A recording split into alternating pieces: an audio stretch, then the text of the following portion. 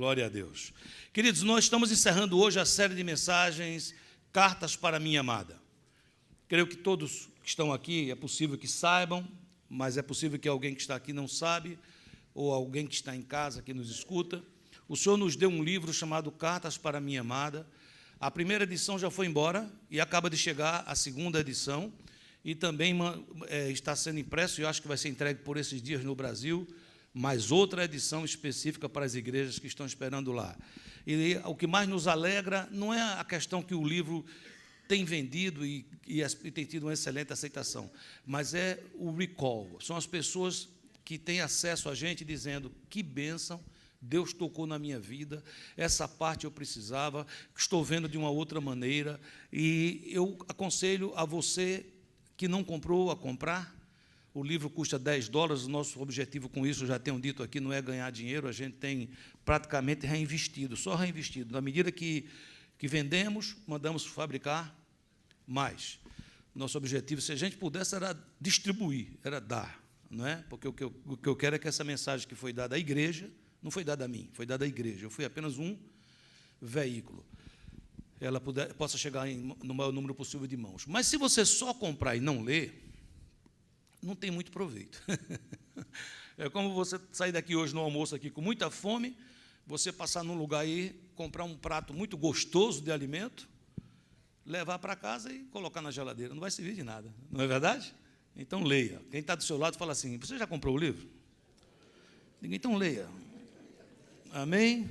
Glória a Deus. Se você não puder responder sim, comprei, é tempo de arrependimento. Amém, queridos? Glória a Deus. Então, queridos, a primeira palavra que nós trouxemos aqui durante essa série de mensagens nos lembrava que Deus, Pai, Deus Filho, Deus Espírito Santo, não quer conosco apenas um relacionamento frio, religioso. Deus é Pai, diga assim: Deus é Pai. Então, Deus como Pai, Ele quer ter conosco relacionamento. Deus quer se relacionar conosco. Por isso, na primeira carta, ele fala àquela igreja: volte ao primeiro amor. Em seguida, ele nos adverte que na vida vão ter provações, mas não temas, o Senhor vai estar com você. E essas provas passadas, embaixo da poderosa mão de Deus, vai fortalecer você, não vai lhe derrubar. Anima quem está do seu lado, diga assim: essas provas não vão te derrubar, não. Vão te fortalecer. Amém? Glória a Deus. Depois nós tivemos duas igrejas com advertências muito fortes. A primeira advertia sobre as falsas doutrinas. Às vezes a busca por novidade, a busca por sinais, cria uma doutrina chamada a doutrina dos nicolaítas, que é aquela doutrina que inverte as coisas. Ao invés de termos uma igreja que forja em nós o caráter de Cristo, ao invés de termos uma igreja que trabalha em nós para que nós possamos, como diz 2 Coríntios 3,18, de glória em glória, ser transformado na sua própria imagem, acontece o contrário. A gente começa a criar um grupo, uma agremiação, chamamos de igreja, mas é uma igreja que o Deus dessa igreja é feito à nossa imagem e semelhança. É a gente quem diz o que é pecado, é a gente quem diz o que não é pecado, é a gente que diz o que pode, é a gente que diz o que não pode. Em seguida, ele adverte sobre os falsos profetas. E eu trouxe aqui o exemplo do bode Judas. Lembra do bode Judas? Pronto. Quem não viu a história do bode Judas, não tem problema, está no livro. E também está nas mensagens que eu preguei atrás na nossa página. Amém, queridos? Que fala exatamente o quê? Aquele que é enganador, aquele que pega pessoas da igreja e traz uma falsa doutrina, e quando as pessoas veem, foram levadas para o abatedouro, para o matadouro. Em seguida, ele nos adverte para não viver de aparência. Muitas vezes na caminhada, como o próprio Moisés, subiu, falou com o Senhor, seu rosto brilhava, mas com o tempo a glória estava desvanecendo, ele colocou um véu. Tira o véu, tira a máscara. Amém? Domingo passado nós vimos uma mensagem poderosíssima que disse o poder que Deus lhe deu. Você é a igreja. E na mão do Senhor Jesus, na mão da igreja, está a chave de Davi, aquela que abre e ninguém fecha. Fecha e ninguém abre. Estamos terminando hoje. E o noivo se aproxima amorosamente de você e ele diz: eis que eu estou à porta. Apocalipse 3,14 diz: ao anjo da igreja em Laodiceia escreve: estas coisas diz o Amém, a testemunha fiel e verdadeira, o princípio da criação de Deus.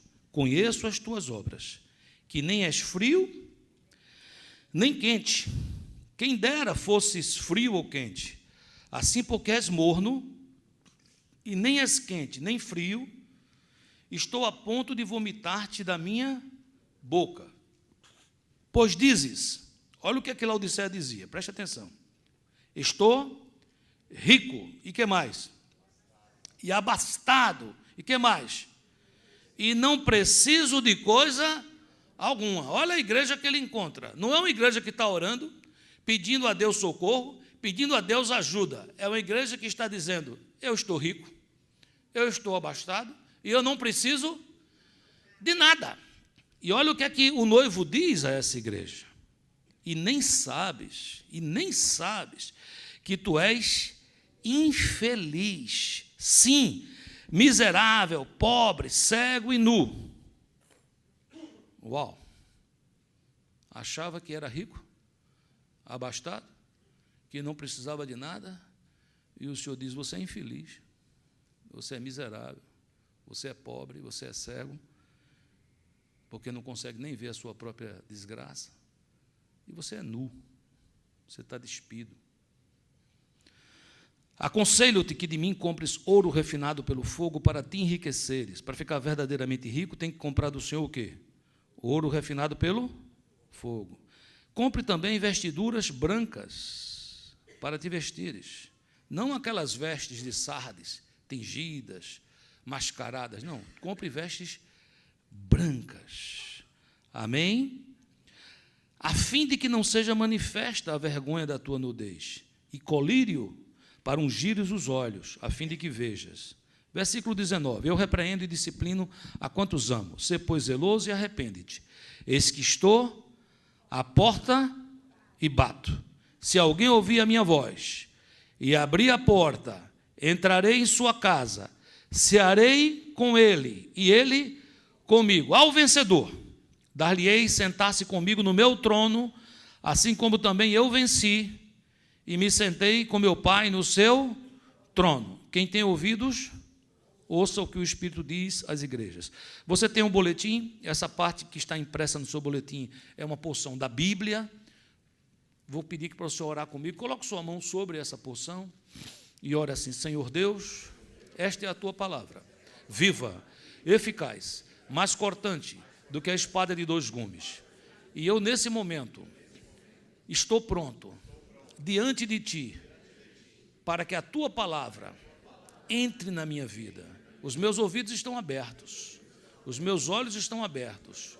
Eu quero ouvir e eu quero ver, para que a tua palavra viva, se transforme em vida na minha vida. Em nome de Jesus, amém e amém. Queridos, o título do Senhor Jesus nessa igreja, como sempre, muito significativo, diz: estas coisas diz o Amém, a testemunha fiel e verdadeira, o princípio da criação de Deus. Jesus se apresenta como o Amém, aquele que começou todas as coisas. O cenário dessa igreja: Laodiceia era uma cidade da província romana da Ásia, ficava próxima ao norte de Hierápolis, diga esse nome, Hierápolis, e ao sul de Colossos, diga Colossos. Ela era uma metrópole próspera, rica em bens materiais. Ela descobrira um unguento que eles conseguiam fazer, um colírio que ajudava muita gente que estava ficando cego a recuperar a visão. Então isso era algo muito precioso para aquele lugar. Então muitas pessoas que queriam ver procuravam Laodiceia, porque lá tinha esse colírio, tinha essa cura. Ela também era próspera na indústria têxtil, ou seja, ela fazia roupas muito bonitas. E a igreja de Laodiceia estava no meio disso. Cidade rica, cidade próspera, cidade que cura a vista dos outros, que veste as pessoas. E a igreja entra nesse processo e crê que ela tem todas essas coisas espiritualmente, quando de fato as tinha materialmente. A advertência nós vimos: você nem é frio, nem você é quente. Você é morno. Porque você é morno, eu vou te vomitar.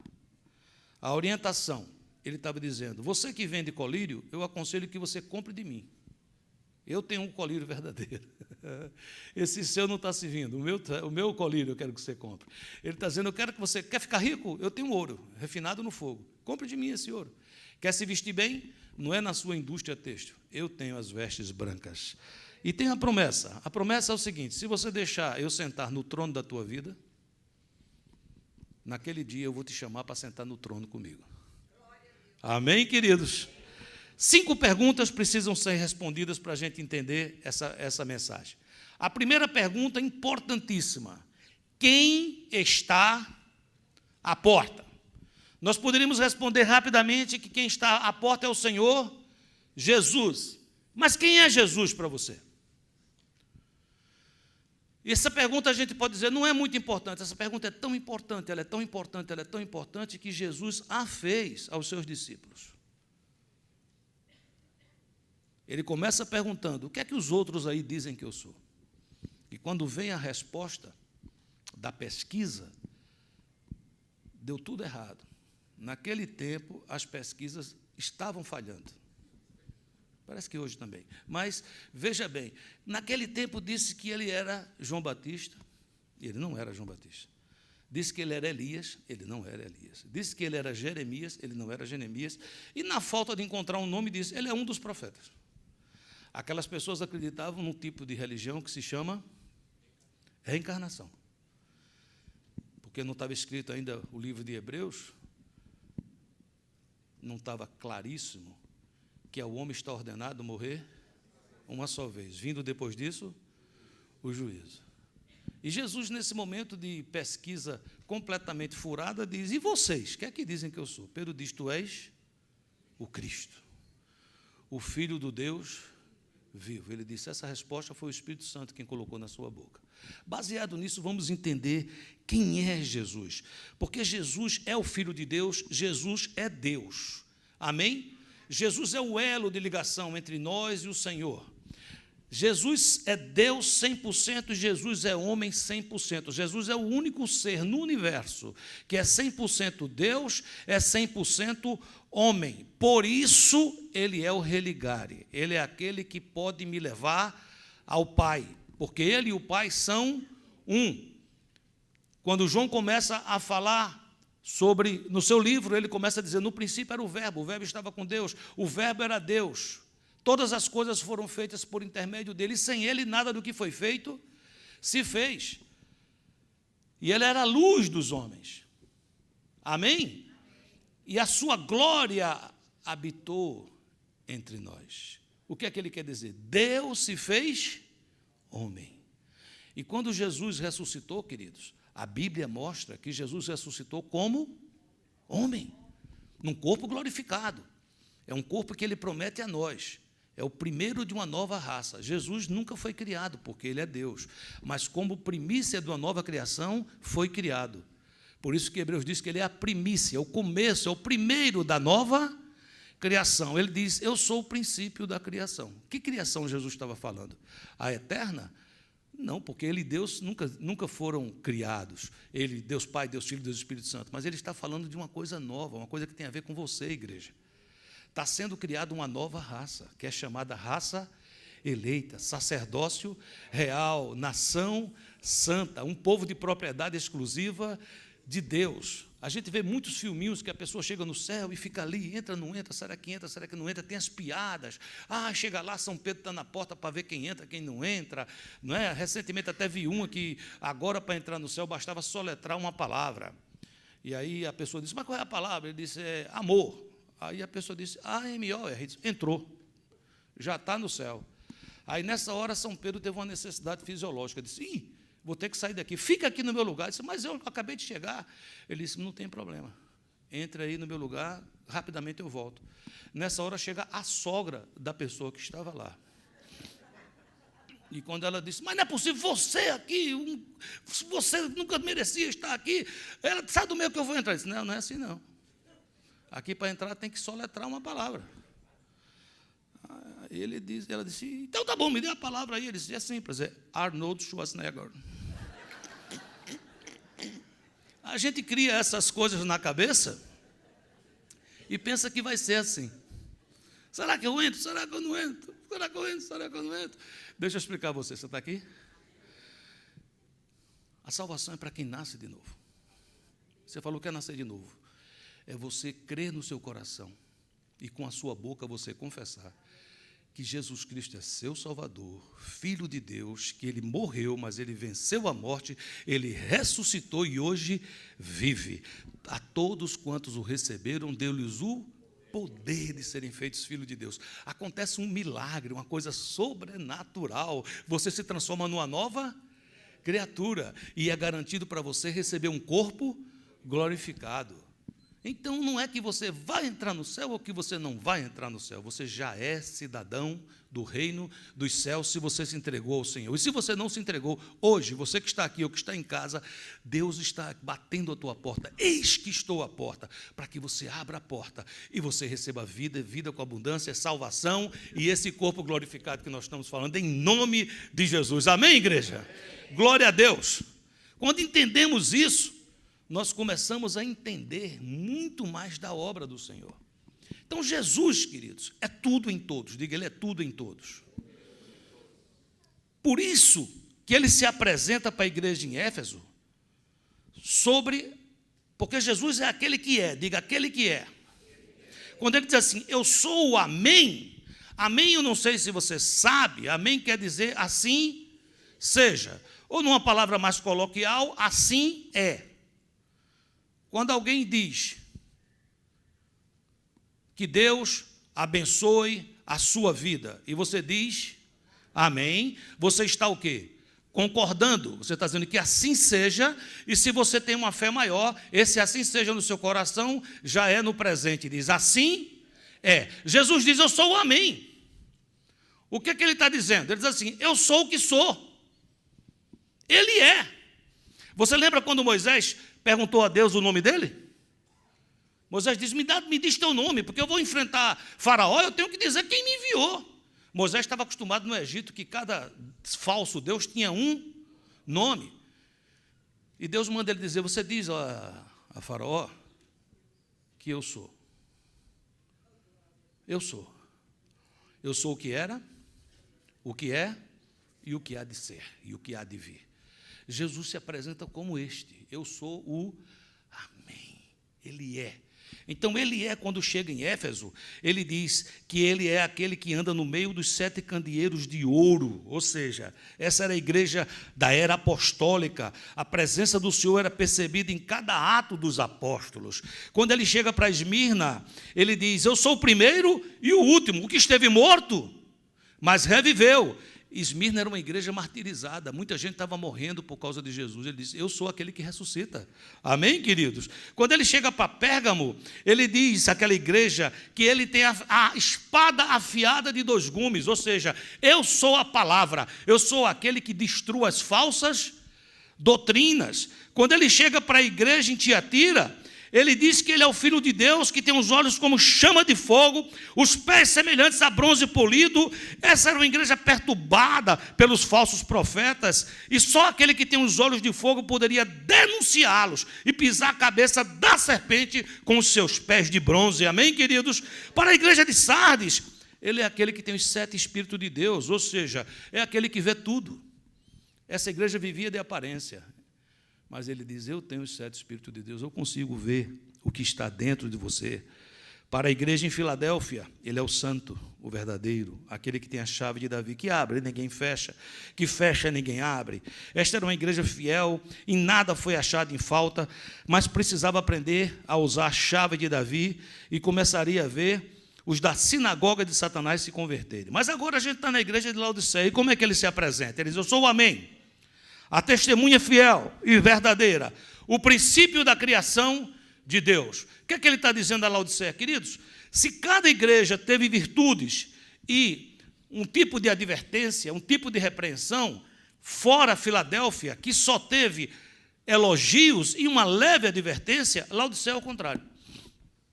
Depois você lê de novo o trecho que nós lemos, não tem um elogio. Era uma igreja arrogante, era uma igreja que se achava que não era.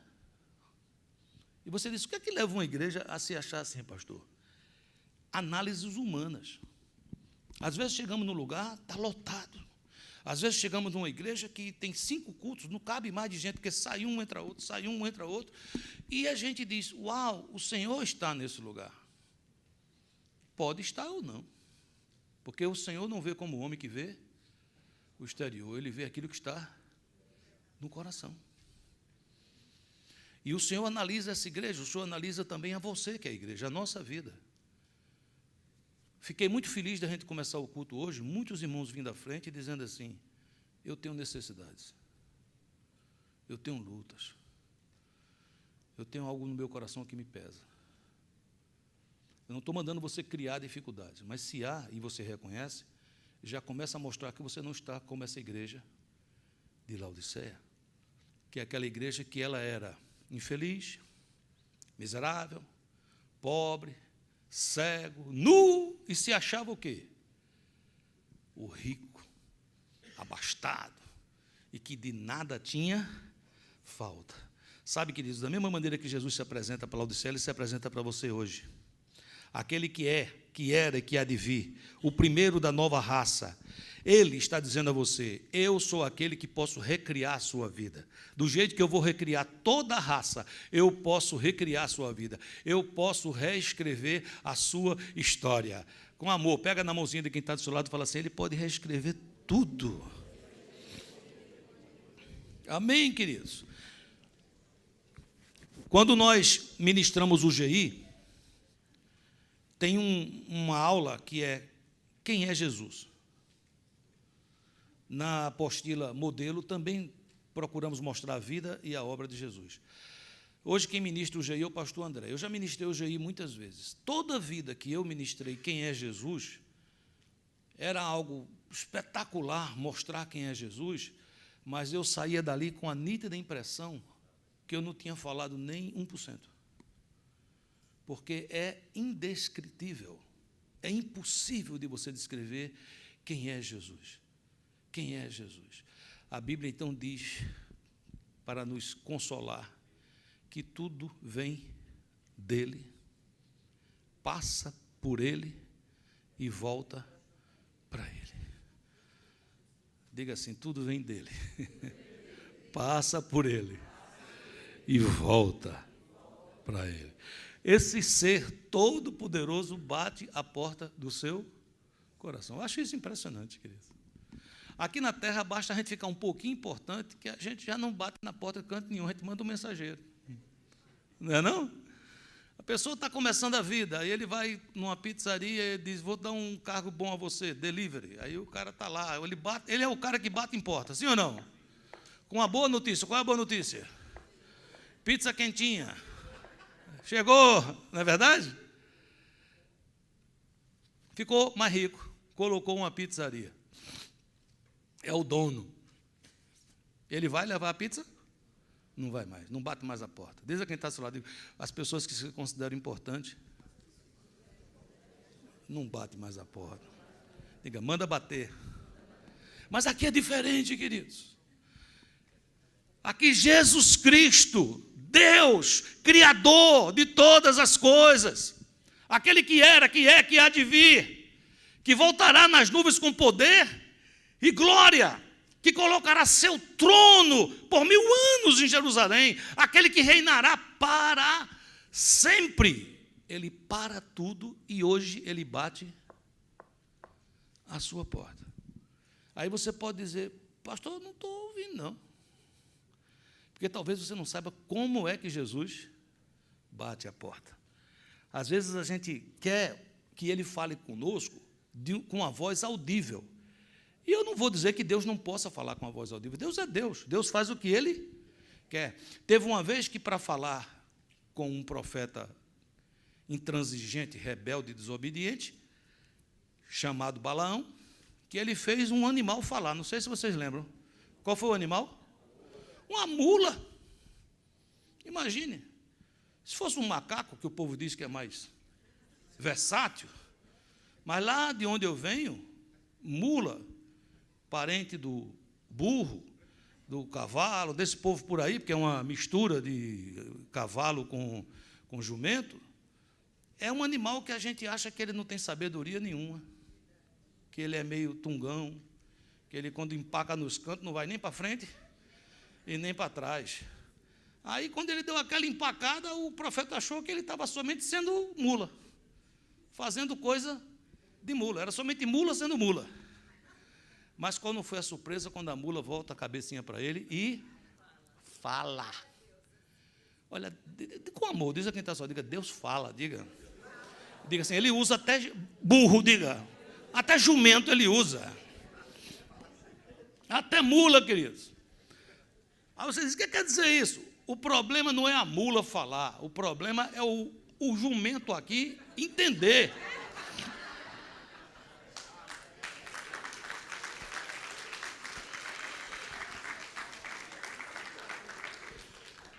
Deus fala de várias formas. Deus fala numa canção que você escuta. Deus fala num trecho bíblico que você recebe, às vezes, por uma rede social. Deus fala no seu encontro devocional, quando você abre as Escrituras, quando você ora, quando você permite que o Espírito Santo fale com você. Deus está falando com você através dessa mensagem. Deus fala sempre. Às vezes, Deus fala comigo através de uma criança. As crianças dessa igreja têm uma história, depois elas crescem e não lembram, mas eu nunca esqueço. Muitas vezes elas chegam para mim e dizem coisas maravilhosas. Um dia desse nós estávamos aqui no louvor para orar, que antes desse grupo chegar aqui, vocês chegam aqui 10 horas, eles chegam, parece que é 5 horas da manhã. Então eles vêm, eles ensaiam e tal, e depois eles vão orar, para poder voltar para cá, cheio da unção, cheio do azeite. Amém, queridos? E o filhinho de Samuel, como é o nome do mais velho? Daniel, o profeta Daniel.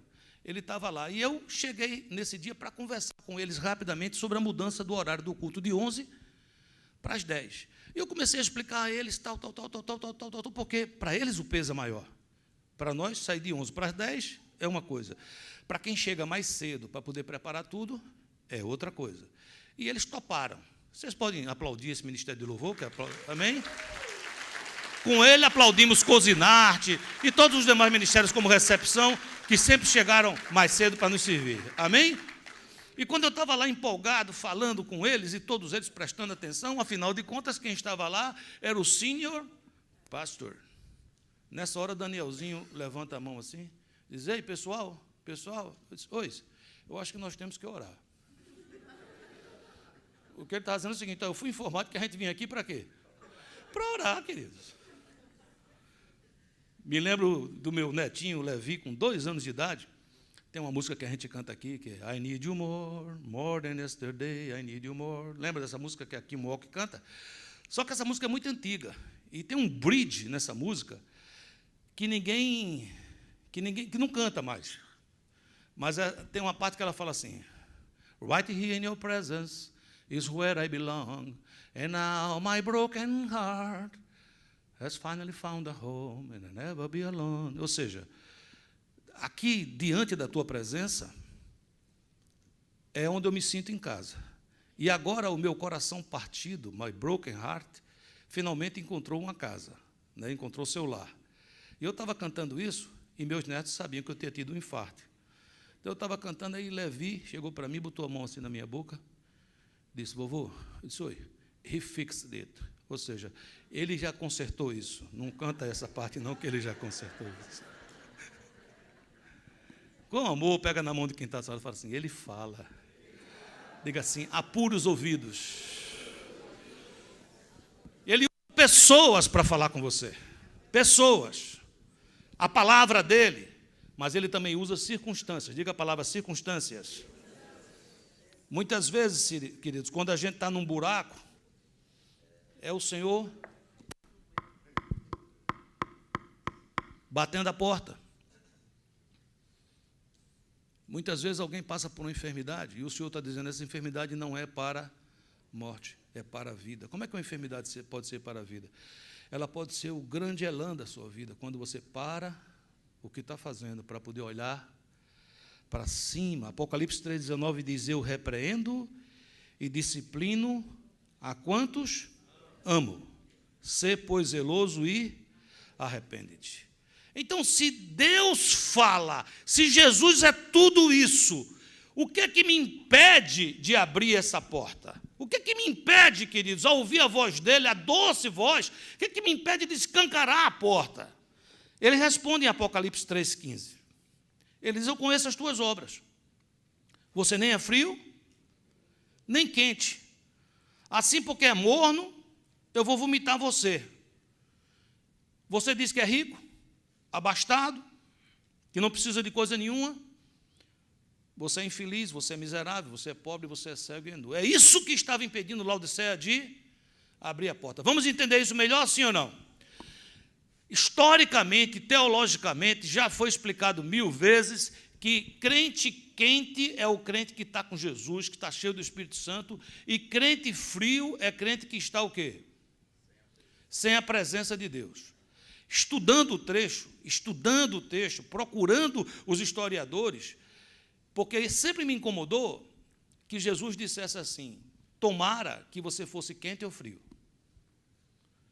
Se frio é um negócio tão ruim, por que Jesus diria que é uma opção? O que ele falou aí que era ruim e nocivo era ser o quê? Morno.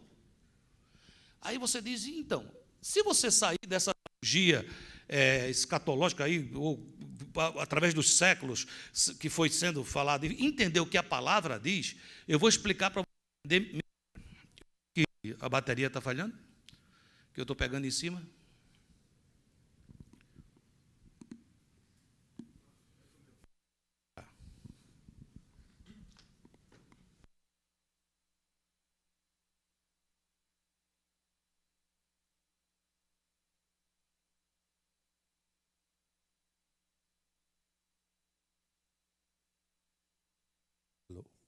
Alô? Alô? Estou de volta? Não, um pouquinho mais alto, eu acho. Não sei se é meu retorno que precisa. Estão me ouvindo bem? Amém. Olha só, queridos, eu não acho que Jesus estava sendo irônico. Eu não acho que Jesus estava sendo sarcástico. Vocês lembram que quando eu fui falar sobre Laodiceia, eu disse que ela estava entre duas cidades, Hierápolis e Colossos. Lembra dessas cidades? Sim ou não? Olha o que a palavra de Deus diz. Hierápolis, na verdade, os livros históricos. Hierápolis era conhecida em toda a região por suas fontes de águas frias. Era uma espécie de oásis no verão para as multidões que afluíam para lá. Segundo Origen, que é um historiador, à entrada da cidade havia uma inscrição com os dizeres, lugar de refrigério. Diga assim, Hierápolis, lugar de refrigério. Colossos, que estava ao sul, ela era conhecida pelas suas águas termais, suas águas quentes, que tinham uma função terapêutica. Diga assim, Colossos, lugar de cura e de terapia do corpo. Jesus estava dizendo a ele o seguinte, você nem é Hierápolis e nem você é Colossos. Nem você se apresenta como lugar de refrigério e tampouco você não se apresenta como lugar de cura. Você tem se apresentado como lugar morno, lugar cheio de bactérias, lugar onde produz dengue, aquela água parada, malariante, sabe? O que é malariante, pastor? Que produz malária. Então, queridos, ele estava dizendo isso a ela. Você se acha. Você pensa que é, mas você é nada mais, nada menos do que uma água morna. E eu estou a ponto de vomitar você da minha boca. O que é que esse lugar morno produz? Você quer saber? A primeira coisa, escute bem, apatia espiritual. Apatia espiritual. A partir de hoje eu estou dizendo a você, queira ser um crente frio e quente. Não queira ser um crente morno. Se você disser, pastor, não consigo ser frio e quente, então seja frio no sentido de ser um lugar de refrigério. Que alguém, quando procure você, encontre palavras encorajadoras, palavras que tragam refrigério à alma. Mas se você diz, não, eu quero ser alguém que seja usado para cura, seja como Colossos, tenha águas termais, águas que produzem terapia, que produzem cura. Não seja morno. A mornidão nos dá uma coisa chamada apatia espiritual. E o que é isso? É alguém que se contenta somente com as práticas religiosas. Eu venho à igreja, mas eu não sou igreja. Eu canto muito, mas não louvo, ou louvo muito pouco. Eu me ajoelho com frequência, mas eu não me submeto.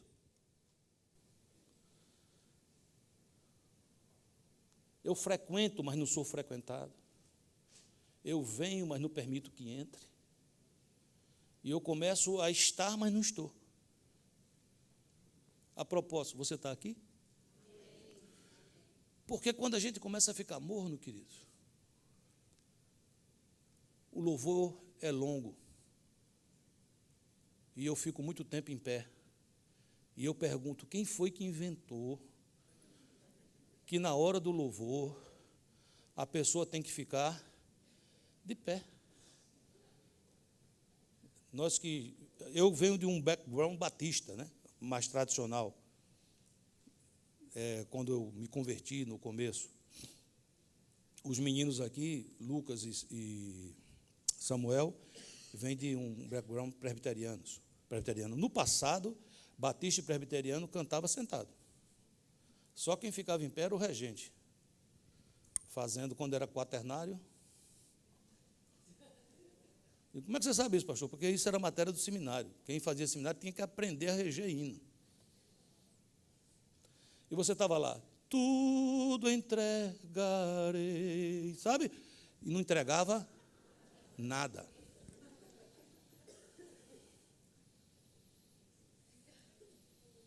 Eu casei com Rosana, que veio de um background presbiteriano. No começo nós fomos batisterianos. Tem uma coisa muito boa nessas igrejas, que é o gosto pela palavra. Aprender a palavra. Isso dou graças a Deus de ter tido esse background. Mas depois eu tive vontade de conhecer o outro lado, que é o poder. Jesus disse, errais em não conhecer as Escrituras e nem o poder de Deus. Eu estava conhecendo as Escrituras, mas não estava conhecendo o poder. Então eu quero andar nessas duas pernas. Não estou dizendo que hoje seja assim. Acho que hoje tem tido uma revolução, um reavivamento nas igrejas batistas, presbiterianas. Eu ando por aí e é uma bênção, né? Tanto é que estão cantando no louvor em pé. Mas é pesado, eu não quero ficar tanto tempo em pé. Eu não estou nem com vontade de cantar essas músicas. Eu estou aqui na mensagem, o pastor está pregando, eu estou olhando para o relógio. Quando não, eu dou aquela descida técnica na cadeira. Levanto os ombros assim para me proteger de vizinhos maldosos que ficam olhando para a gente. E pego o celular. Se alguém disser, eu digo, estou lendo a Bíblia. Você fala, o que é que você quer falar, pastor? Eu não tenho mais interesse, cara. Eu estou vindo por vir. Você está assim? Você vem porque é domingo? Sou eu que estou perguntando, não. É aquele que está à porta. A gente começa a receber uma anestesia, sabe? Causada por bens materiais, aparente prosperidade. É o que estava acontecendo lá na igreja. Você sabe por que a igreja dizia, rico sou e de nada tenho falta? Ora, uma cidade próspera. Os membros que frequentavam a igreja, eles eram o quê? Prósperos. Imagina o dízimo da Laodiceia. As ofertas de Laodiceia. Tudo que é pastor queria ser enviado para Laodiceia. Às vezes, você fala, bem material é ruim, pastor? É uma bênção para nos servir. Mas a gente vive numa sociedade de consumo, onde nós somos levados a ter, como prova de uma vida de sucesso. Quando a pessoa pergunta, como é que você... Às vezes eu digo assim, fulano está bem, viu? Fulano está bem. Aí eu já entendi que fulano está bem quer dizer o quê? Está prosperando. O negócio dele está o quê? Está dando dinheiro. Como é que está fulano? Quer dizer o quê? Está mais ou menos. Ali para falir, falta um empurrãozinho. Mas às vezes eu estou perguntando como é que está fulano, é que eu quero saber como é que está a saúde. Diga, eu não sabia que você queria perguntar essa coisa tão sem importância. A gente troca os valores. A gente vê uma família e diz, olha, eles estão fazendo bem. Já compraram a casa. Os carros que tem na porta é tudo alemão. Não sei o quê, não sei o quê. Sabe, queridos, a gente não entende isso. Isso é mornidão. Você diz, não pode ter casa boa? Pode! Mas a casa boa não pode lhe ter. Não pode ter bons carros? Pode! Mas esse carro não pode lhe possuir. Porque isso produz uma anestesia. Eu acho que estou sendo abençoado. Eu creio que estou sendo abençoado porque o meu bolso está crescendo. É bom que você tenha bens materiais. Eu profetizo prosperidade financeira para a sua vida. Mas que isso não lhe deixe morno, em nome de Jesus. Sabe, queridos, aplaudimos a ti, Senhor. Qual era o estado verdadeiro daquela igreja? O noivo diz assim, a primeira coisa que ele fala é, tu és infeliz. Como é que isso se aplica para os dias de hoje? Queridos, uma pessoa infeliz nos dias de hoje é basicamente uma pessoa que aprendeu a ministrar a existência. Você falou, o que é ministrar a existência? Preste atenção para você pegar essa contigo. É quando eu não sou feliz, e então eu busco fazer algo que me traga um momento de prazer. É quando eu estou infeliz e não consigo dormir, e eu procuro um medicamento que me dê 8 horas de sono. Eu estou ministrando a minha existência. Eu acordo e me sinto muito desanimado para o trabalho. E eu procuro alguma coisa que me possa levantar. Eu estou ministrando a existência. E por que você está ministrando a existência? Porque existe um estado de apatia, de infelicidade dentro do meu coração. Eu estou fazendo as coisas, mas eu preciso de motivadores químicos, seja alguma coisa que produza adrenalina, ir a um parque, fazer alguma coisa. Olhe bem, a maioria dessas coisas que eu estou falando não são erradas, não são coisas ruins.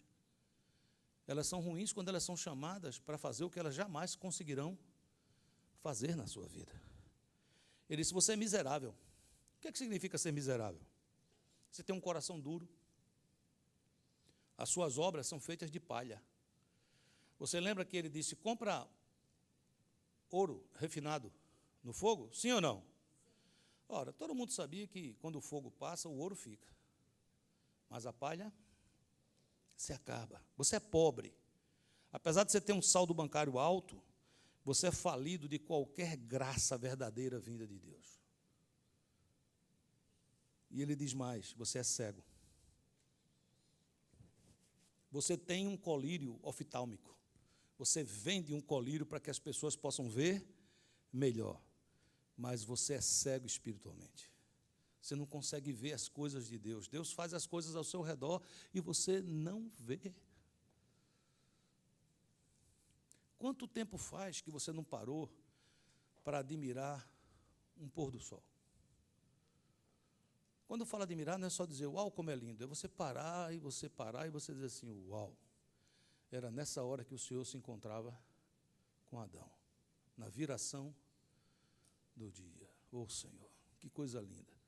Eu tive a oportunidade, muito tempo, de veranear em Fort Myers Beach e ver o pôr do sol ali. É uma coisa impressionante. Eu nunca vi um pôr do sol igual ao outro. É um espetáculo que ele faz toda tarde. Uma vez é rosa, outra é meio laranja, outra é vermelho. É um negócio impressionante. Parece que o Senhor está dizendo assim, vamos terminar esse dia? Vamos. Olha para mim. Porque tudo começa em mim, tudo passa por mim, tudo termina em mim. Você é nu. Uma cidade conhecida por fabricar lanifícios. Eu creio que os crentes daquela igreja, eles eram fashion. A cidade fazia roupas maravilhosas. Os crentes se vestiam elegantemente. Você já imaginou você entrar numa igreja que você parece que está num desfile de moda?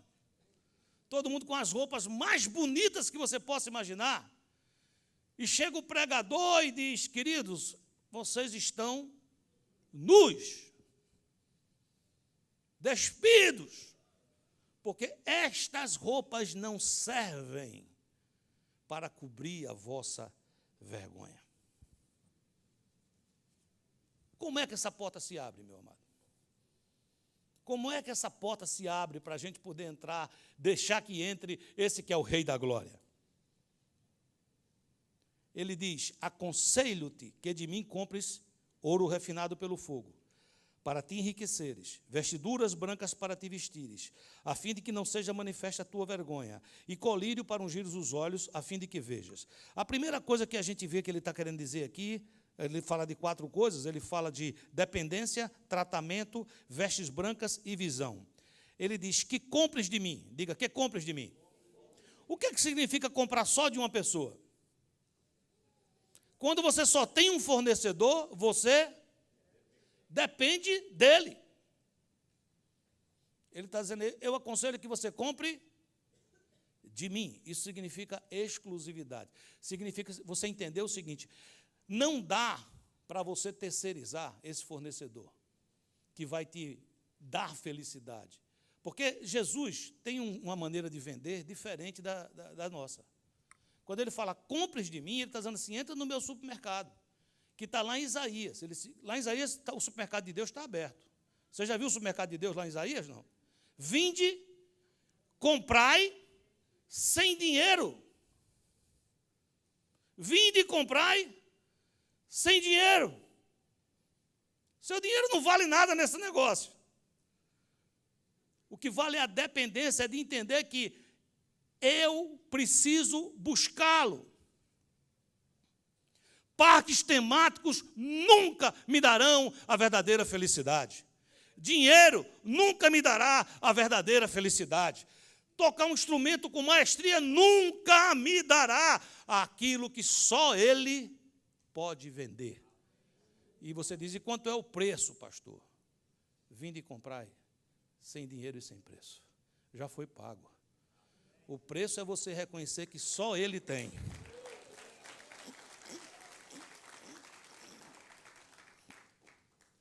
Segunda coisa, diga a palavra: tratamento. Ele diz: ouro refinado pelo fogo para ti enriqueceres. Com amor, pergunta que está ao lado: quer ficar rico? Diga: tem que passar pelo fogo. Olha o que Malaquias diz em capítulo 3, versículo 2 e 3. Mas quem suportará o dia da sua vinda? Quem ficará em pé quando ele aparecer? Porque ele será como fogo do ourives e como sabão do lavandeiro. Ele se assentará como refinador e purificador de pratas. Purificará os levitas, os refinará como ouro e prata. Assim trarão ao Senhor ofertas com justiça. Ele está dizendo o seguinte: até os levitas, aqueles que chegam diante do Senhor, que vão levar ofertas, antes de fazer isso, vocês têm que passar pelo fogo. E que fogo é esse? É o fogo do ourives que trabalha com prata.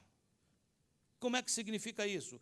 Muitos de vocês já devem saber a diferença do que trabalha com prata, do que trabalha com ouro. O que trabalha com ouro mete o ouro dentro do fogo, e se isso demorar mais ou demorar menos, o ouro vai ficar liquefeito mesmo, e depois ele vai trabalhar com esse ouro para ver o que é que vai acontecer. O de prata, não. O que trabalha com prata para tirar a escória, aqui está dizendo, ele vai se assentar. Esse lavandeiro, ele se assenta. E ele coloca diante dele o cadinho. E ele coloca a prata e o fogo. E ele se assenta porque ele tem que olhar. E a prata começa a borbulhar até que ela se transforma num espelho. Quando ele consegue ver seu rosto, tem que apagar o fogo. Porque se passar disso, vai trincar. Diga assim: Jesus quer me purificar até ver seu rosto em mim. Ele chama isso de riqueza. E eu também chamo. Vestes brancas. Quem estava aqui quando eu preguei sobre a igreja de Sardes? Sardes aprendeu a tingir roupa. Se você tinha aquelas roupas comuns, que era tudo bege, tudo cor de tecido cru, era o que tinha na época, você podia pintar. Podia botar um laranja, podia ter um turbante vermelho, podia ter até um vestido preto. Eu acho que foi daí que surgiu o pretinho básico, aquela coisa toda. E o que acontece é que não tem nada demais com relação a esse processo, mas o processo é que, quando você tinha um vestido que você sentava no chão, que pegava uma nódoa, alguma coisa caía nele e ele se manchava, a coisa mais fácil agora era o quê? Tingir. Parece que a nódoa tinha sido retirada, mas não, ela tinha sido mascarada. Compre de mim vestes brancas. Não é aquela veste crua, não, são vestes brancas. Como é que a veste fica branca? Ainda que os nossos pecados sejam vermelhos como escarlate, através do sangue do Cordeiro, ele os faz brancos como a neve. Vestes brancas se consegue confessando o pecado. Não é justificando, dizendo assim, eu errei. Eu pisei na bola mesmo. Eu pequei. É chamando o pecado de pecado. A maioria dos problemas conjugais é a dificuldade de admitir erro verdadeiramente. A gente aprendeu umas palavras hoje em dia que é foi mal. O que é foi mal? Foi mal, a gente já sabe que foi mal. O quê? Tell me about. O que foi o assunto? Como é o nomezinho do negócio que você fez? Me confundi. Não é veste branca, isso é lá de Sardes, é só tingimento. Se você errou, marido, você tem que falar para a sua esposa. Fala assim, ó, deixa eu falar uma coisa para você. O que é? Eu entrei na internet e eu fiz o que eu não deveria fazer. E eu quero lhe pedir perdão, porque eu lhe traí mentalmente. Vestes brancas. É a esposa dizer, estava me sentindo sozinha, você não tem dado atenção a mim, mas a culpa é minha. Uma pessoa entrou num chat e começou a conversar comigo e eu dei trela. Eu errei. Eu lhe traí mentalmente. Vestes brancas. Está entendendo? Estava no supermercado, a moça se equivocou e botou um pacote a mais e não registrou. E eu disse, ô bênção, o senhor ia comigo, Jeová Jirê.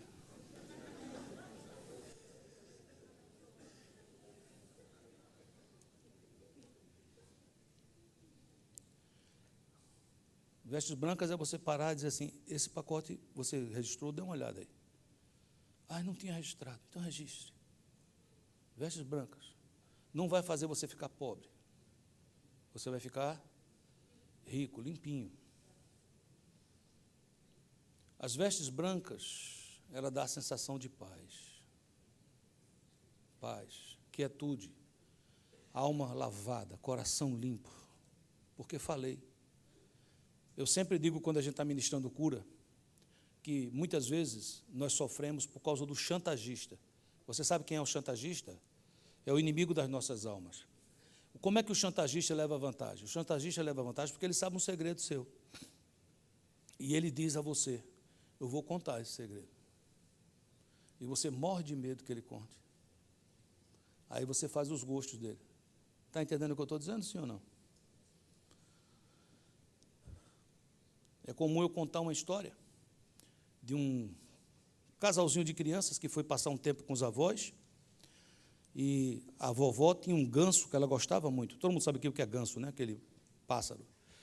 E o menininho, no primeiro dia, brincando lá, jogou uma pedra, e a pedra bateu na cabeça do ganso, e o ganso morreu. Ele rapidamente enterrou o ganso. E começou a ficar preocupado. Meu Deus. Mas tinha outros gansos, mas aquele era o ganso preferido. Ele disse, se vovó disser que o ganso não está lá, eu vou mostrar esse outro e dizer, olha esse, porque a senhora não está vendo bem. Né? Só que quando ele estava por ali, a irmãzinha dele chegou perto dele, tocou no ombro dele. Tudo bom, irmão? Ele disse, tudo bem. Eu vi. Você viu o quê? Uma certa pedrada voadora. alcançadora de cabeças gansais. Está na minha mão, hein? Um dia era para ela lavar a louça, outro dia era para ele lavar a louça. Chegava no dia dele lavar, ele lavava. Chegava no dia dela, aí a vovó dizia, você vai lavar a louça? E aí ele dizia, então eu vou lá fora brincar. E ela chegava perto dele e dizia, antes de você ir, me dá um abraço. Dizia no ouvidinho dele. O que é que ela dizia no ouvidinho dele? Eu vi. Aí ele dizia, vovó, estou com vontade de sair agora não, deixa eu lavar a louça no lugarzinho da minha irmãzinha. E ela foi chantageando ele. Está entendendo ou não? Até um dia que ele não aguentou mais. Como é bom quando tem um dia que a gente não aguenta mais. E ele procurou vovó e disse, vovó, matei seu ganso. A senhora deve saber que foi sem querer, mas eu matei. Aí a vovó disse, eu vi. E eu vi sua irmã lhe chantageando. Mas eu estava esperando até onde você ia aguentar isso. Você está perdoado. Se o nosso inimigo viu, aquele que diante do seu trono tem um mar de cristal, também viu. E ele espera só que você fale para ele. Diga o nome. Pecado tem nome. Tem certas orações que você pode dizer, perdoa os nossos pecados como nós perdoamos os nossos pecados, os nossos devedores. Mas tem certas coisas que não dá para orar por atacado. Tem, às vezes, até a vontade de ser humilde, né? Senhor, perdoa a nossa multidão de pecados. E o noivo diz, então, é uma multidão mesmo, mas diz um nome aí de 1, 2 ou 3. Você diz, por que é preciso? Porque é aí que o chantagista perde a força. O chantagista perde a força quando o segredo é revelado. Diga, eu quero sair daqui hoje com vestes brancas, diga. Glória a Deus.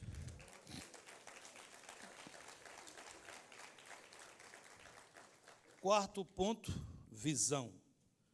Colírio para ungir os olhos. Provérbios 29, 18. Não havendo profecia, o povo se corrompe. Mas o que guarda a lei, esse é bem-aventurado. O que é que isso tem a ver com colírio? Não havendo profecia, o povo se corrompe. O que é que significa profecia? A profecia, por excelência, é a Bíblia.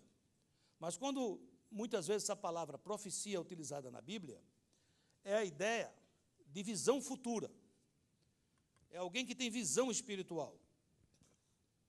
Se espera de um líder que diga, nós estamos aqui, mas estamos caminhando para ali.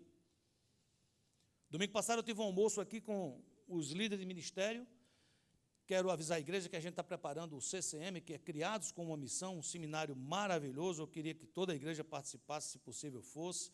É um seminário onde você vai encontrar seus dons, seus talentos, você ser a pessoa certa, no lugar certo, pelo motivo certo. É um seminário agradável. Amém, queridos? Mas, conversando com eles, eu falei sobre profecia. Você diz, que profecia? Eu disse, nós estamos aqui hoje. Então, profecia começa reconhecendo onde nós estamos. E nós estamos caminhando para ali. Ali é o alvo. Sem palavra profética, o povo se desvia. Sem profecia, o povo se desvia. Por que se desvia? Porque não sabe para onde vai. O que é comprar colírio?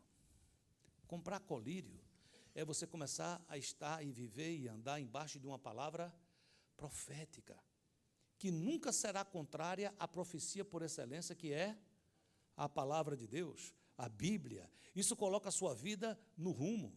Você sai do deserto, você diz, o que é sair do deserto, pastor? No deserto a gente só anda em círculos. Quando a gente entra na palavra profética, a gente começa a andar rumo ao alvo. Eu deixo de ser criança, levado por todo o vento de doutrina, e eu começo a ser aquele varão bem-aventurado, feliz, que não anda no conselho dos ímpios, não se detém na roda dos escarnecedores, nem se assenta na roda dos pecadores. Ou seja, é alguém que está plantado junto a ribeiros de água. cujas folhas não caem. E tudo quanto fizer, o que é que vai acontecer, igreja? Prosperará.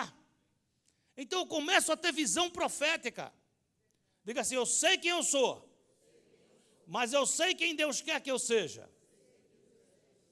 Diga, eu estou indo para lá. Avisa quem está ao seu lado, diga assim, eu estou indo para lá. Apóstolo Paulo disse isso, olha o que o apóstolo Paulo disse. Quanto a mim, não julgo tê-lo alcançado, mas deixando para trás as coisas que para trás ficam, eu sigo para o alvo, vocação soberana de Deus. Tem coisa que hoje você tem que deixar para trás, porque são as coisas que para trás ficam. Larga, em nome de Jesus, e vamos para frente. Terminando, o que é o convite? Entrarei em sua casa. Você sabe o que significa entrar na casa? Sim ou não? Cantares 5,4 diz assim, o meu amado meteu a sua mão pela fresta da porta, e meu coração estremeceu por amor dele. Aqui está falando, muita gente compara o livro de Cantares do relacionamento de Jesus com a igreja, um relacionamento romântico, mas cheio de significado. Aqui está dizendo que a noiva já estava deitada, que a noiva já tinha fechado a porta, e ela esperava que o amado estivesse dormindo, mas se ele fosse lá, o que é que ele teria que fazer? E ele faz algo diferente. Ele mete a mão pela fresta da porta. Jesus está fazendo um convite a você hoje. Já vem fazendo há alguns dias. Mas talvez você não está entendendo, porque a maneira que ele está tentando entrar é diferente do que você esperava. Olha o que é que acontece no versículo 5. Levantei-me para abrir ao meu amado, as minhas mãos destilavam mirra, os meus dedos mirra preciosa sobre a maçaneta do ferrolho. Abri ao meu amado, mas já ele se retirara e tinha ido embora. A minha alma se derreteu quando antes ele me falou. Busquei-o e não achei. Chamei-o e não me respondeu. A noiva está dizendo, ele bateu a porta e eu não abri. Eu demorei, eu pensei, me tardei. Isaías 55,6 diz, buscai ao Senhor enquanto se pode achar. Invocai-o enquanto está perto. Hoje é o dia, igreja. Hoje é o dia da gente dizer, eu vou viver no primeiro amor. Não vou fugir das provas. Não me deixarei levar por falsas doutrinas. Não andarei atrás de falsos profetas. Não vou tingir as minhas roupas. E eu vou usar a chave de Davi. E a porta do meu coração está escancarada. Eu me uno ao Espírito e digo, Maranata, ora vem, Senhor Jesus. Que o Senhor coloque todas essas mensagens no coração da igreja e que isso se transforme em vida, em nome de Jesus. Deixa eu orar por você, fique de pé, por favor.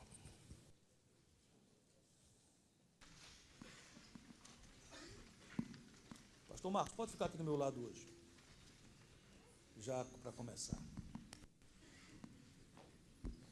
Deixa isso para o pastor Marcos. Tome esse microfone, eu pego esse. Aliás, eu acho que ele vai precisar, o Samuel. Nós começamos o dia aqui hoje fazendo um apelo. E o apelo que nós começamos aqui era para a gente entregar ao Senhor tudo aquilo que trazia peso ao nosso coração. Você ouviu uma mensagem, e nessa mensagem o Senhor nos fala para procurar a verdadeira riqueza, procurar o verdadeiro colírio.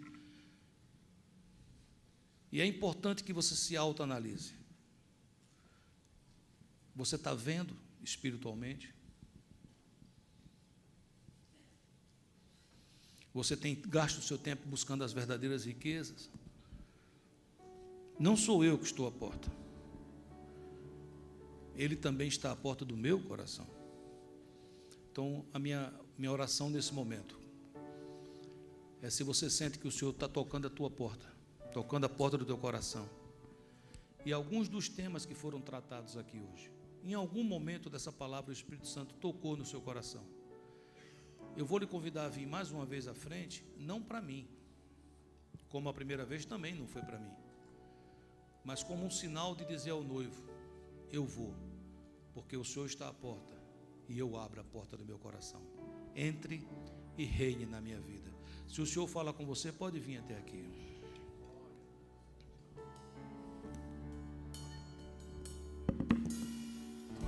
Tudo a Cristo a ti entrego, tudo sim por ti darei, resoluto, mas submisso. Dê um passo à frente para permitir seus irmãos entrarem. Sempre seguirei tudo.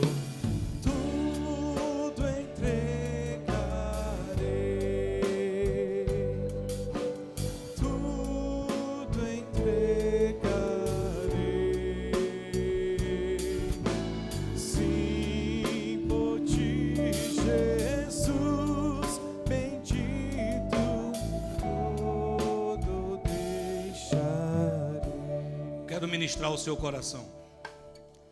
Ao que vencer, ele vai se sentar no trono comigo.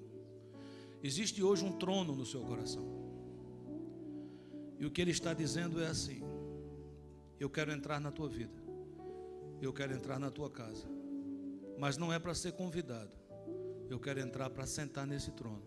Eu quero mandar na tua vida.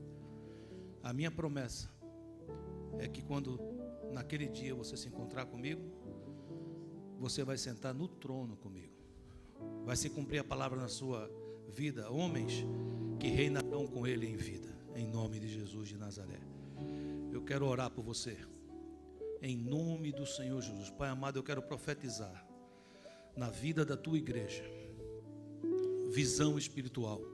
Queremos comprar colírio de ti, queremos depender de ti. Só o Senhor tem esse colírio. Aqui está um povo, Senhor, disposto a não fugir das provas, porque nós entendemos que as provas passadas embaixo da tua poderosa mão, embaixo do teu fogo, produz pureza, produz caráter aprovado, nos faz parecer contigo. Nós queremos vestes brancas, Senhor. Vestes brancas, limpinhas. Aqui tem irmãos e irmãs confessando pecado. Perdoa, porque a tua palavra diz: se confessarmos os nossos pecados, Ele é fiel e justo para perdoar os nossos pecados e nos purificar de toda injustiça. E eu quero declarar em nome de Jesus a você que está confessando o seu pecado, você que está pedindo perdão, o Senhor manda que eu te diga: você está perdoado em nome de Jesus. Recebe o perdão do Senhor. E a palavra que Ele diz é: vais e não peques mais, em nome de Jesus de Nazaré. Eu quero profetizar reino na tua vida, reino na tua vida. Na hora que nós estamos aqui nessa terra, que nós permitimos que Jesus reine em nossa vida, o reino dos céus vem. Se cumpre a palavra: venha o teu reino, seja feita a tua vontade na minha vida como é nos céus. Eu quero abençoar você, igreja, em nome de Jesus, tua casa, tua família, em nome do Senhor Jesus. Em nome de Jesus. E o povo de Deus diz: amados, vocês que estão aqui na frente, prestem atenção. Vocês que estão ali também. Eu creio que tem pessoas hoje para entregar a vida ao Senhor Jesus, porque ainda não fizeram. Possivelmente nesse lugar, com certeza nas casas que nos escutam. Eu vou pedir ao pastor Marcos para ministrar esse momento, mas eu queria convidar você para ministrar junto. Esse é um momento de batalha espiritual. Você lembra quando você aceitou Jesus? Você passou por uma batalha espiritual. Talvez você estava num lugar que foi dada a chance de você levantar a sua mão, dizendo: eu quero Jesus. E naquela hora você passou por um momento onde você escutava uma voz dizendo: não faça. E você escutava uma voz doce dizendo: eu estou contigo, levanta essa mão. Vai passar essa batalha hoje, mas a gente vai orar. Pode ser que Deus nos dê a graça de ver aqui nesse lugar. Pode ser que Ele não nos dê essa graça de ver com os olhos físicos, mas eu sei que pessoas vão se entregar a Jesus hoje, ou aqui, ou na sua casa, ou em ambos os lugares. Não são poucos os relatos que recebo de pessoas que entregaram a vida desse momento, e que às vezes nos escrevem, e ao nos escrever diz: naquele dia eu entreguei minha vida a Jesus. Amém? Amém. Em nome de Jesus. Sabe, queridos, essa palavra que foi ministrada hoje, ela foi um divisor de águas na minha vida. Quando nós começamos aqui a igreja, no primeiro ano, eu comecei a caminhar com o pastor. E eu já me considerava, depois de um ano, já um discípulo. Eu me considerava alguém que já estava na igreja. E eu fui ao Brasil. E quando cheguei ao Brasil, eu reuni toda a minha família. Eu tinha preparado uma passagem lá em 1 de João, que está pertinho de Apocalipse. E quando eu abri, caiu Apocalipse 3. E eu comecei a ler, dizendo: olha, Deus está dizendo, e Deus está falando com alguém aqui. Eu logo transferi essa mensagem, dizendo que Deus estava dizendo que eles, eu conhecia a situação de todos eles. Eu já me considerava alguém, um discípulo. E quando eu saí dali, daquele momento, eu vi Deus dizer: é com você que eu estou falando. E eu comecei a sentir algo no meu coração que eu nunca tinha sentido, porque eu era religioso. E eu comecei a sentir uma vontade de chorar, de dizer a Deus. Eu voltei para casa, entrei no quarto e pela primeira vez eu entreguei tudo para Jesus. Eu disse: Senhor, eu sou essa pessoa. É assim que eu me sinto. Eu me sinto assim, eu me sinto miserável, pobre, cego. Apesar de ter empresa, apesar de ter tantas coisas, eu me sinto assim. E eu chorei. Quando eu voltei, conversei com o pastor. E ele orou.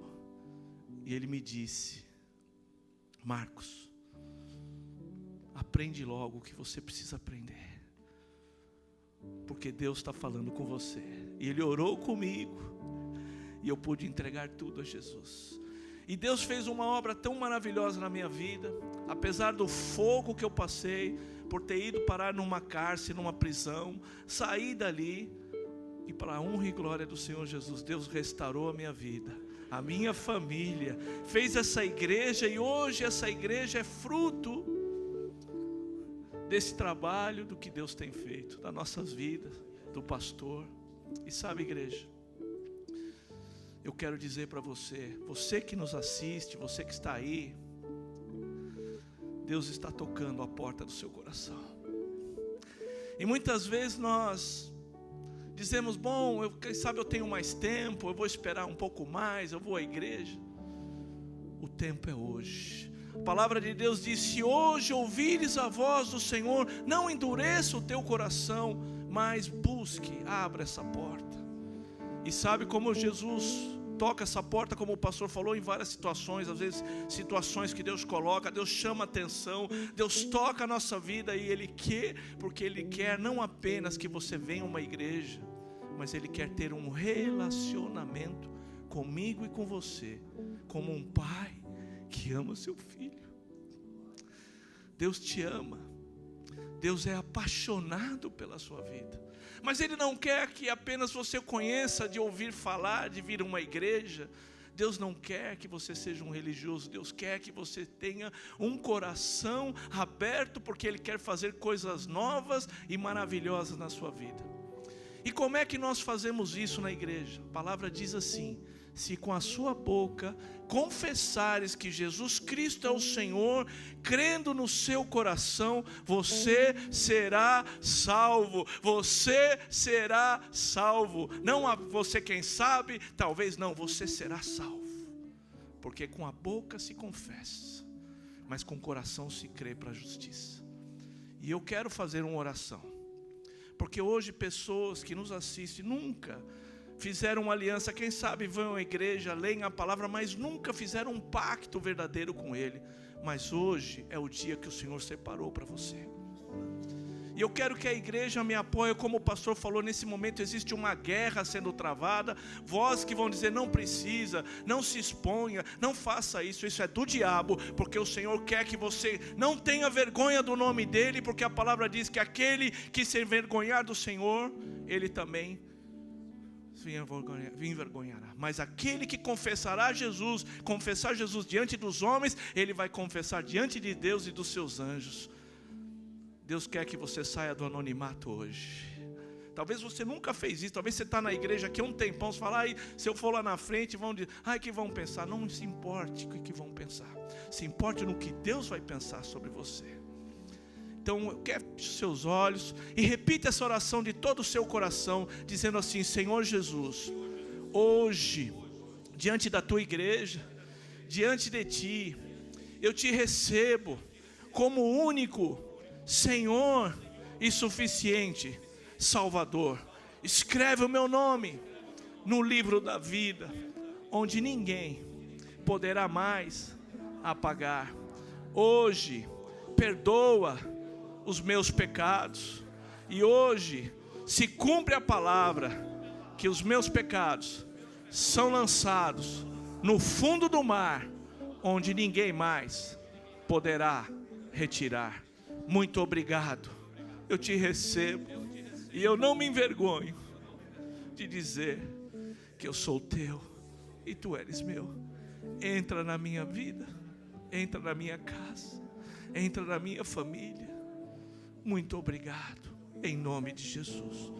Ainda com seus olhos fechados, com a sua mão aí, do jeito que você está, eu quero fazer um convite. Se você fez essa oração hoje, essa aliança, onde você está, levanta uma das suas mãos, eu quero orar por você. Se tem alguém que fez essa oração, glória a Deus por essa mão, levanta.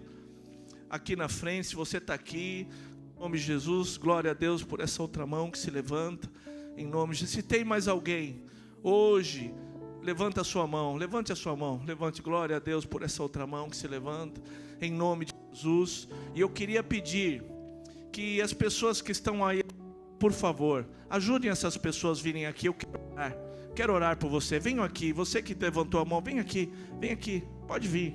Por favor, as pessoas que estão do lado aí, ajudem esse irmão a dar os primeiros passos. Venham com ele, ajudem eles. Você que está aqui, pode vir. Pode vir aqui, você que está aqui, vem aqui, não tenha vergonha, vem aqui, eu quero orar por você, eu quero profetizar sobre a sua vida. Venham aqui à frente, abra um espaço aqui para receber esses amados. Venham aqui, por favor, em nome de Jesus. Glória a Deus, pode vir, venham aqui, pode vir, glória a Jesus. Chegue perto, por favor, as pessoas que estão aqui, se aproximem desses irmãos, peguem nas mãos, em nome de Jesus. Que glória, que maravilha. Sabe o que acontece? Hoje existe uma festa nos céus, amém? Existe uma festa nos céus, porque a palavra diz que de hoje se cumpre a palavra. Se aproximem deles, pode vir mais, pode vir você, em nome de Jesus. Levante as mãos nesse momento. Pai, nós agradecemos por essas vidas, declaramos agora que a tua palavra se cumpre. Hoje eles estão recebendo a ti como Senhor e Salvador das suas vidas, e eles não se envergonham do teu nome. E isso hoje se cumpre, que o nome deles está escrito no livro da vida, onde ninguém poderá mais apagar. E nós os recebemos na tua família, que é a tua igreja, e declaramos todas as sortes de bênçãos espirituais, emocionais, físicas, em nome de Jesus. E agora nós como igreja os abençoamos e declaramos: bem-vindos à família de Jesus. Dê uma olhada à sua volta, essa é a sua família. Abracem esses amados, recebam no amor do Senhor. Que bênção! Para você que nos assiste, também recebe o abraço da igreja, recebe a palavra que Deus tem dado sobre a sua vida. Congregue numa igreja, busque conhecer mais o Senhor, e nós os abençoamos em nome de Jesus. Aleluia.